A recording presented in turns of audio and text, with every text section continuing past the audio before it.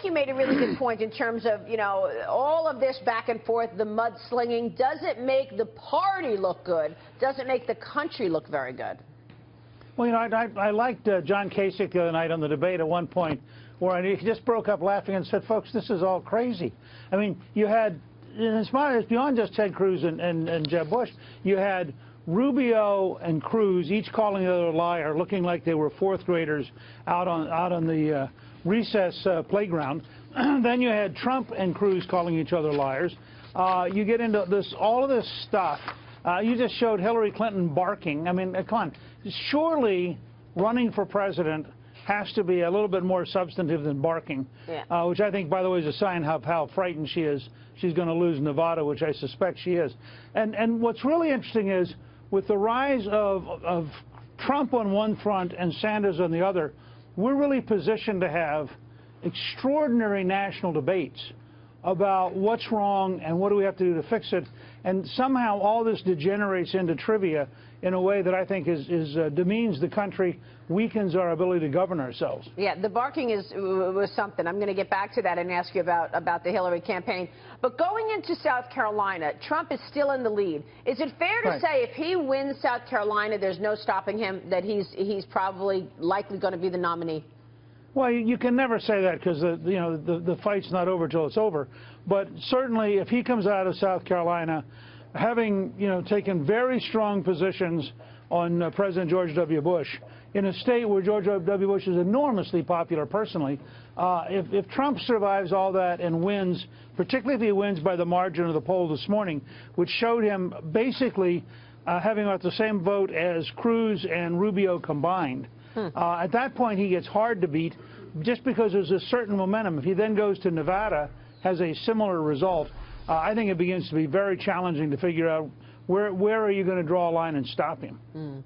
As much as Trump has gone after Rosie O'Donnell over the years, it looks like he gets his talking points from her.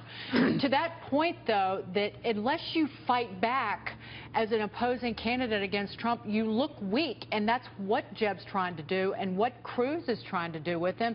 And it doesn't, again, it makes none of them look presidential. So what do you do? Well, I mean, first of all, you can fight back without getting down into this personal mud stuff. I mean, there are a lot of legitimate questions about Trump's business career. There are a lot of legitimate questions about Trump's positions over the last 30 years. And you could do it at an issue level and at a historic record level. You did this. And a little of that came out about, for example, eminent domain. But one of the challenges with Trump is he is so smart. And people in the elite don't want to believe this. He is so smart, and he is so aggressive. I compared him the other night with Bill O'Reilly to the grizzly bear in The Revenant in the movie, and I said, look, this is a guy who, when you pick a fight with him, just recognize he's going to come at you with all of his energy, all of his drive, all of his power, and is very hard to cope with. And I think that's part of what happens to these guys. And then he believes, I think, that he's better off to get him in this kind of a fight because it eats up time, it eats up space.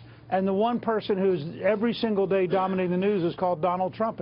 No other candidate gets anything like the coverage he gets. Right. But so should we be concerned that we don't have specifics in terms of real solutions for some of the main issues that we're talking about, since we are, every conversation, going into these fights rather than actually coming up with solutions that people can understand? Sure. I mean, I think it's perfectly legitimate for people to say, how would you do this? And but the other thing to recognize, I think, Maria, is that with Trump and Sanders, you have alternative universes. There's the old order in the Democratic and Republican Party, and in a sense, Hillary Clinton and Jeb Bush are sort of part of that world. And there's this new world, one on the hard left, one on the populist right. They have a totally different frame of reference. They don't relate to the old rules. And both Sanders and Trump, in a way, are mirror image parallels of how angry the country is and how much the country wants to change the current establishment. Right. Here's Lenore Hawkins. And you really look at how much both political parties don't seem to have a really defined message. You've got, like you said, you've got Trump on one end and you've got Sanders on the other. And now the post-debates are more like the morning after of some sort of wild reality TV show. But how do we get the American people to be more demanding of substance? Because it seems right now what people want is the fun of the reality TV post-debate. Well, I think that's partly true, but on the other hand, if you watch the steady rise of Kasich, who has very much avoided all of this stuff, accepted less coverage in order to get good coverage, and has been willing to go out and just do these town hall meetings and keep talking about ideas. What I'm struck with when I talk to Republican governors, I was with Governor Bevin of Kentucky on Saturday at Washington and Lee at their mock convention. He's getting real things done. Yeah. Governor Snyder in Michigan is getting real things done. There's a huge change between the state capitals, where government is actually evolving and changing, and Washington, where it's so big and so complicated that nobody seems to be able to get a grip on it. Yeah, I want to ask you about substance right now and about the economy. Oh. We spoke with House Speaker Paul Ryan this weekend on my Sunday morning program on the Fox News channel, and basically talked about this growth story that's sort of bumping along the bottom. What's your take in terms of what's the most important lever to pull? First, here's what Paul Ryan said. Listen to this, Newt. It is government. It is the federal government that is putting all these barriers in place and disallowing businesses and people to grow. If we have a pro-growth economic policy, there's no doubt in my mind that we could get this economy growing faster. People could get better jobs. We could have rising wages. So what does that mean in a practical sense? Okay, I think in a very practical way, regulations and licensing today are what taxes were when Reagan was running.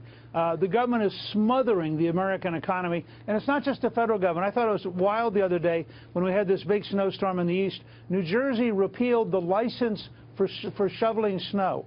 You used to have to pay $450 to get a license to shovel snow. Unbelievable. There are 100,000 licenses in the United States today. It takes, I think it's 890 days to become a barber in Nevada, for example. And all of this, of course, is restraint of trade. All of it blocks poor people from rising. All of it makes it harder for people to go out and be entrepreneurs.